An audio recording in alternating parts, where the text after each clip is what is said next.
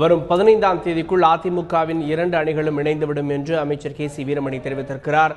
அதே நேரத்தில் அதிமுக தலைமை அலுவலகத்திற்கு இந்த முதலமைச்சர் எடப்பாடி பழனிசாமி வருகை தர இருக்கிறார். இது தொடர்பான கூடுதல் தகவல்களை தருவதற்காக செய்தியாளர் எஸ். ராஜா இணைந்திருக்கிறார். ராஜா, வணக்கம். சொல்லுங்க. வரும் 15ஆம் தேதிக்குள்ளாக அதிமுகவினுடைய 2 அணிகளும் இணைந்துவிடும் சொல்லிட்டு அமைச்சர் கே.சி. வீரமணி சொல்லியிருக்கிறார்.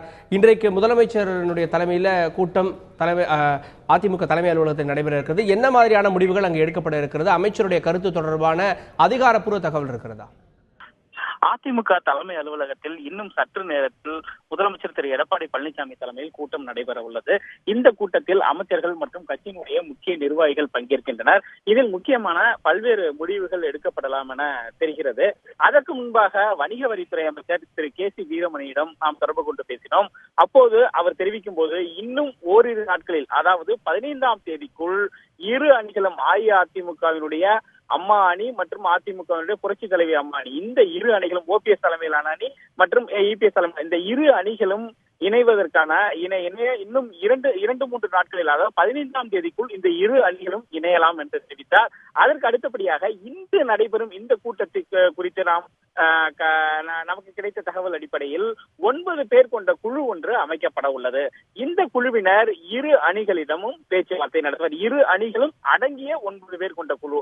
இதில் திரு ஓபிஎஸ் தலைமையிலான அணியினருடைய அவர்களுடைய கோரிக்கை என்ன, அந்த கோரிக்கைகளை எப்படி நிறைவேற்றுவது என்பது குறித்து இந்த கூட்டத்தில் விவாதிக்கப்படலாம் என தெரிகிறது.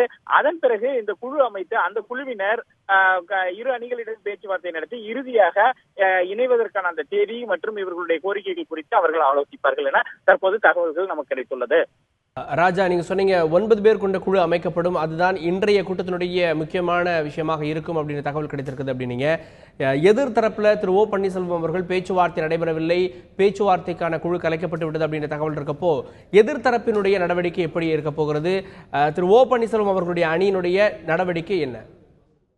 இது எல்லாம் குழு கலைக்கப்பட்டு விட்டு இதெல்லாம் இதற்கு முன்பு அளித்த பேட்டி, அதாவது இன்று தற்போது கிடைத்துள்ள தகவல், தற்போதைய நிலவரம்.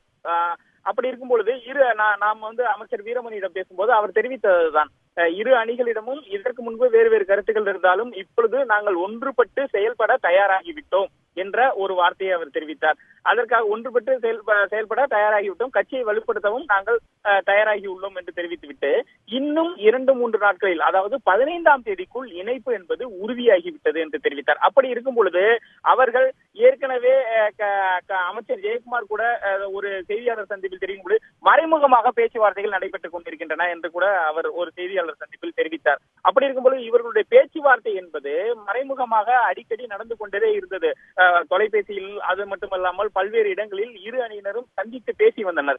இந்த சூழலில் தான் தற்போது இந்த ஒரு முடிவு எட்டப்பட்டுள்ளது. அப்படி இருக்கும் பொழுது இந்த குழு அமைக்கப்பட்டவுடன் இரு அணிகள் இணைப்புக்கான அந்த தேதி அறிவிக்கப்படும். அதே போல திரு ஓ பன்னீர்செல்வம் தலைமையிலான அணியினுடைய கோரிக்கைகள் குறித்து இவர்கள் பரிசீலிப்பார்கள். அந்த கோரிக்கைகள் குறித்தும் இந்த கூட்டத்தில் பரிசீலிக்கப்படலாம் என தெரிகிறது. அதன் பிறகு இணைப்பிற்கான ஒரு முழு அதாவது அதற்கான ஒரு முழு வடிவம் கிடைக்கும். ஏற்கனவே மறைமுகமாக பேச்சுவார்த்தைகள் நடந்து கொண்டிருந்தது என்பது அனைவருக்கும் தெரியும். அதை அமைச்சர்களே உறுதி செய்துள்ளனர். ஆகையால் இன்று நடைபெறும் கூட்டத்தில் முக்கியமான ஒரு முடிவு எடுக்கப்பட உள்ளது. அது இன்னும் 15ஆம் தேதிக்குள் இரு அணிகளும் இணைக்கப்பட வாய்ப்புகள் அதிகமாக உள்ளது. இந்த தகவல் அதிகாரப்பூர்வ தகவல் தான். ஏனென்றால் அமைச்சர் வணிக வரித்துறை அமைச்சர் திரு கே.சி. வீரமணி இந்த தகவலை நம்மிடம் நேரடியாகவே உறுதி செய்துள்ளார்.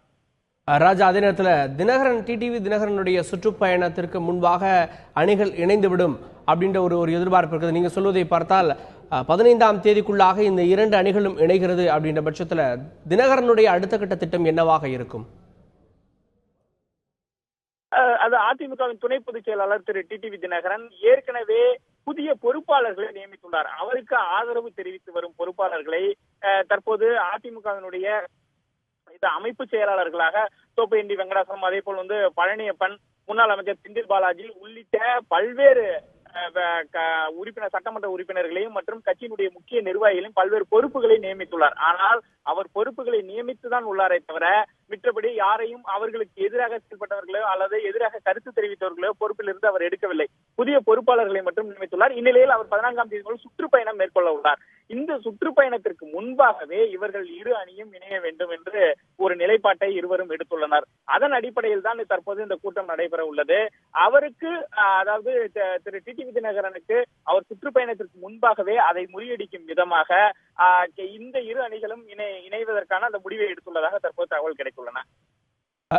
ராஜா, அதே நேரத்தில் திரு டிடிவி தினகரன் தொடர்ச்சியாக நிர்வாகிகளுடைய பட்டியலை வெளியிட்டு வருகிறார். தற்போது பொறுப்பில் இருக்கவங்களுக்கு பதிலாக புதிய நிர்வாகிகள் அப்படின்னு சொல்லிட்டு ஒரு பட்டியலை வெளியிட்டு வருகிறார்.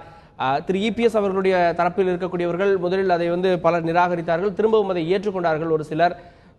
இந்த மாதிரி தினகரனுடைய நடவடிக்கை இருக்கும்போது இது இபிஎஸ் அவர்களுடைய அணியில சலசலப்பை ஏற்படுத்தியிருப்பதாக பார்க்கப்படுகிறது. அதற்காக தான் இணைப்பு விரைவுபடுத்தப்பட்டிருக்கிறதா?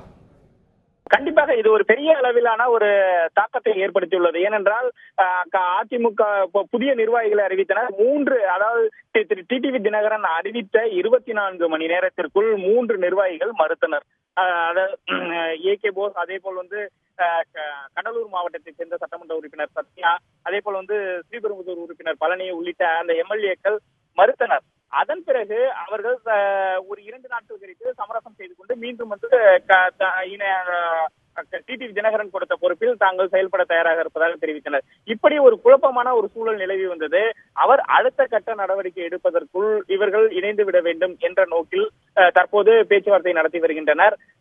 இந்த இணைப்பு என்பது தினகரன் தரப்பிலும் ஒரு பெரிய அளவிலான ஒரு பரபரப்பை ஏற்படுத்தும் என்றுதான் எதிர்பார்க்கப்படுகிறது. ஏனென்றால் அவர் ஏற்கனவே நிர்வாகிகள் கிட்டத்தட்ட 50க்கும் மேற்பட்ட நிர்வாகிகளை நியமித்து தற்போது சுற்றுப்பயணத்திற்கு தயாராகிவிட்டார். நிர்வாகிகள் நியமித்தாரே தவிர ஏற்கனவே உள்ளவர்களை நிர்வாகிகளை மாற்றவில்லை. அமைப்பு செயலாளர்கள் என்று ஏற்கனவே 20க்கும் மேற்பட்ட அதிமுக முக்கிய நிர்வாகிகள் உள்ளனர். அப்படி இருக்கும்போது கூடுதலாக தான் இவர் அமைப்பு செயலாளர்களை நியமித்தார். அதே போல கட்சியினுடைய பொறுப்புகளில் இருந்து யாரையும் நீக்கவில்லை, யாரையும் மாற்றவில்லை. அதாவது அண்ணா தொழிற்சங்கம் சார்பாக போடப்பட்டுள்ள நேற்று வெளியிட்டுள்ள அந்த பொறுப்புகள் கூட அவர்களுடைய அந்த காலம் முடிந்துவிட்டபடியால் தற்போது புதிய அதாவது நிர்வாகிகளை அவர் நியமித்துள்ளார். இந்த சூழலில் தான் இந்த அறிவிப்பு தற்போது வெளியாகியுள்ளது. இந்த தகவல் தற்போது கிடைத்துள்ளது. ஆகையால் அடுத்த கட்ட நடவடிக்கைகளில் திரு டிடிவி தினகரன் தீவிரமாக இறங்குவார் என எதிர்பார்க்கப்படுகிறது.